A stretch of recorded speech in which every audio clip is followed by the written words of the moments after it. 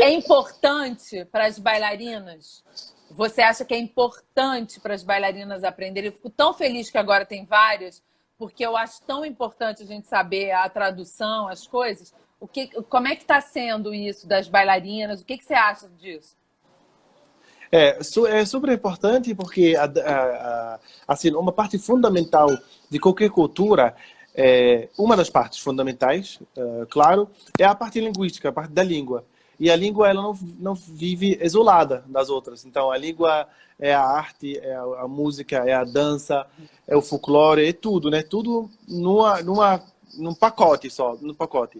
E não dá para a gente dividir um ou outro. Então, como quem aprende uma língua começou pela língua, vai ter que saber do resto das coisas para conseguir adquirir aquela cultura de forma mais sólida. Também quem faz a dança vai ter que saber outras coisas, não só ficar somente naquele pedacinho que conhece, não. Tem que aprimorar e conhecer outras coisas. Então, é super fundamental e abre a mente de como os árabes pensam. Por exemplo, uma coisa bem simples assim para uma pessoa que dança ou que conhece um aspecto da cultura árabe, quando começa a aprender a língua árabe, por exemplo, a pessoa dançava a vida inteira, só dançava. Quando começa a descobrir a língua árabe, vai descobrir que a língua árabe se escreve da direita para a esquerda. Vai começar a ter uma visão totalmente diferente. Isso até, se eu te mostrar uma foto de alguma paisagem, a maioria dos árabes, nem todo mundo, mas a maioria, a gente começa a analisar as fotos, o que a gente vê, né? Eu estou olhando para você agora, sempre vou olhar da direita para a esquerda, sabe? Enquanto a maioria de quem escreve línguas latinas analisa as coisas da esquerda para a direita, que é o lado que você se escreve, que leia as coisas. Então, o fato de sistema escrita diferente já vai mudar muita coisa.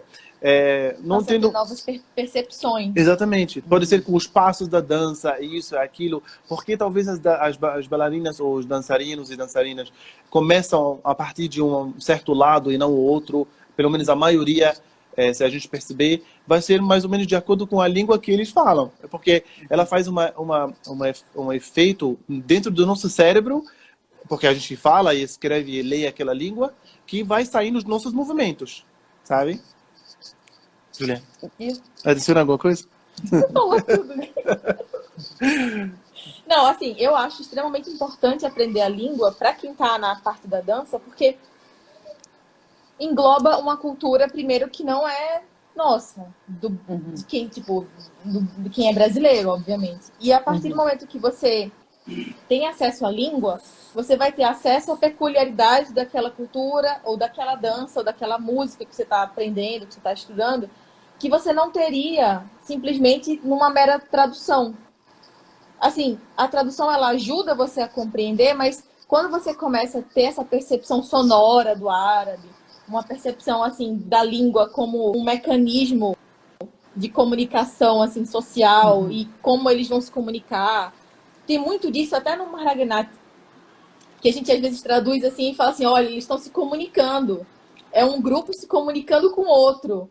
Então, assim, você começa a ter uma noção cultural, uma noção, você vai entrando naquele povo. Então, eu acho isso, assim, importantíssimo. Eu acho. Eu não danço, mas eu acho importante. Eu acho importantíssimo. Acho hoje em dia essencial saber a letra das músicas que você está dançando, no mínimo, né?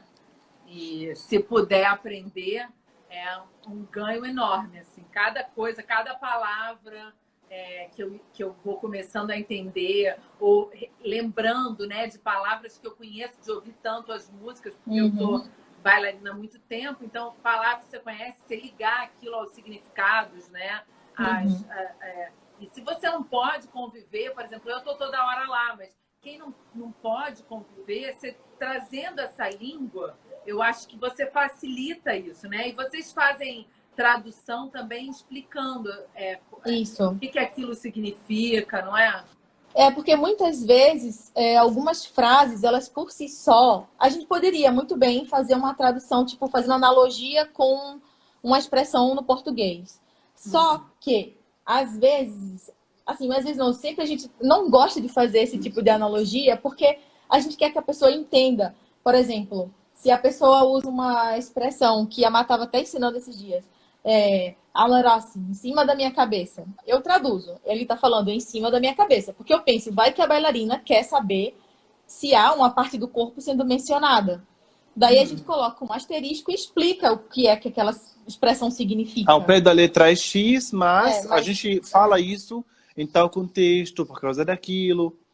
para poder ela Querendo entender. dizer, né, outra coisa. Aham. Querendo dizer. Dizer outra coisa, Para exatamente. poder ela entender os contextos, né? Para entender que há não é nem hierarquia, mas assim, há importâncias de partes do corpo nas expressões faladas. E aí ela, vendo desse jeito, talvez ela se depare com uma outra e fala assim, deve ser por isso. E realmente tem relações. Então a gente acha importante ficar mantendo isso, ao invés de simplesmente fazer alterações para poder soar bonitinho no português. E também na tradução, Luciana, é interessante assim, a gente fica melhorando também. Tudo o que a gente faz, a gente gosta de melhorar aos poucos. A gente gosta de contribuir de uma forma sólida. Por exemplo, a gente, se Deus quiser, não queremos ser a única escola de árabe no Brasil.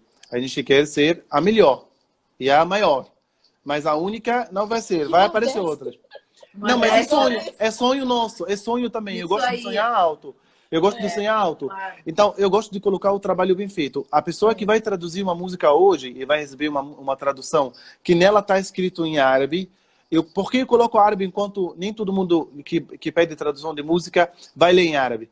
É porque eu respeito aquela pessoa que pede tradução e eu sei que ela tem capacidade de um dia conseguir ler aquela tradução que eu fiz para mostrar que eu fiz a tradução seguindo perfeitamente o máximo possível de profissionalismo no trabalho. Coloquei a árabe, coloquei a tradução para o português e a transliteração, porque hoje ela não consegue ler árabe, mas ela consegue ler a transliteração.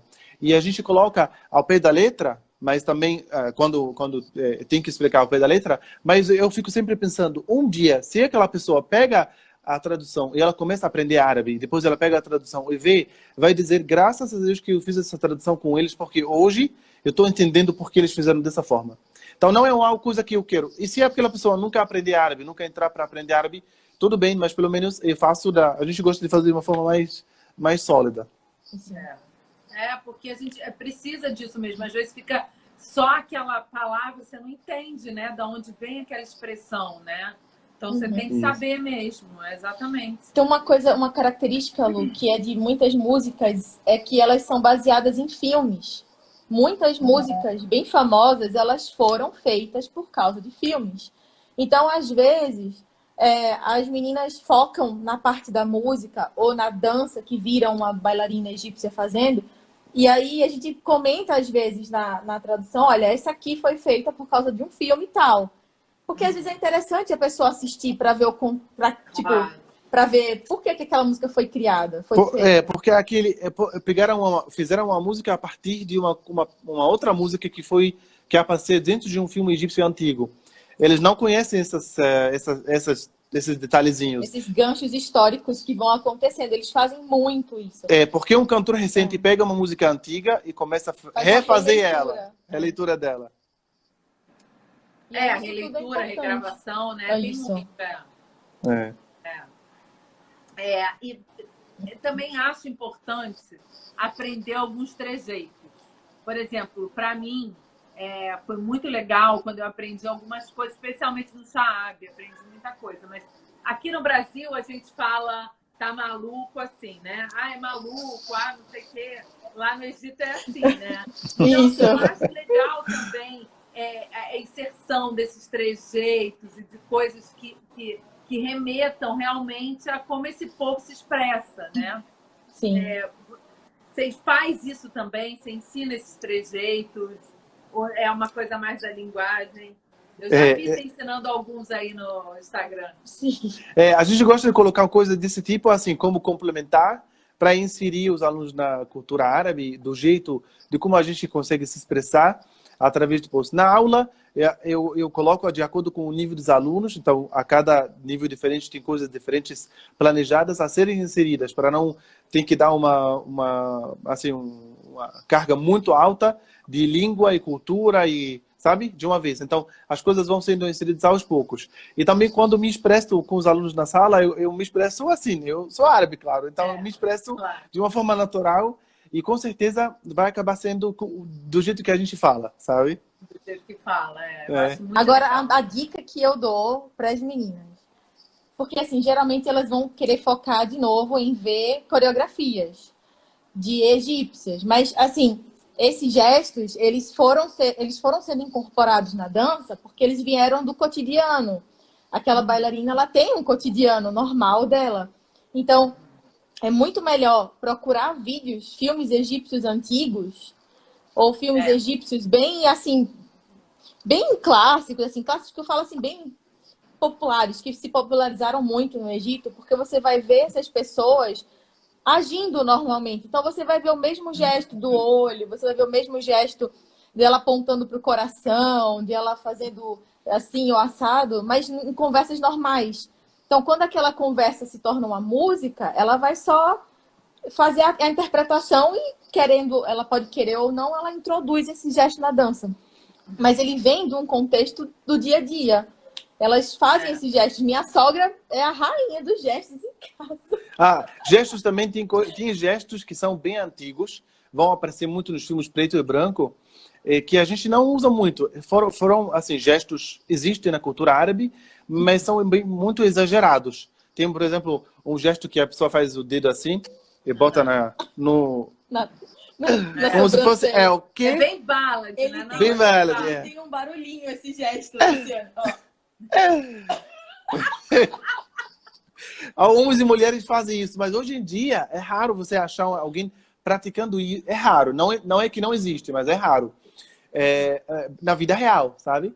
Mas assim, essa dica que a Juliana deu é maravilhosa, porque como as pessoas no Brasil, quem aprende árabe, ou quem está inserido em algum aspecto da cultura árabe, a gente não vai inventar, a gente vai aprender se a gente representa. Eu gosto de me colocar na coisa de arte e dança, porque de alguma maneira está falando de aspecto do Egito. Então, eu fico triste quando eu vejo que alguém está mexendo com isso de alguma forma. Assim, quem sou eu para proteger? Mas eu estou dizendo assim, pelo menos para fazer a minha parte. Não, é eu só para ensinar, né? Você tem que estar nessa posição mesmo, claro. Então... E aí, como, por exemplo, nem todo mundo viaja com frequência para lá, e não tem a convivência, por exemplo, numa comunidade árabe muito grande aqui no Brasil, em todos os estados. Então, a melhor maneira é realmente pegar os filmes egípcios antigos e os recentes também, para assistir, para conviver, para sentir como é a relação entre as pessoas e sentir essa... a linguagem tem que corporal. ler, estudar, né? Eu, quando dou aula de folclore, eu falo da história, falo do contexto social, de tudo que é da cultura, de tudo... Né, que engloba aquele folclore, né? Porque aí a gente entende melhor da onde vem, como era aquela região, como eles dançavam. Então, para se entender melhor, né? Senão fica muito perdido, né? Exato.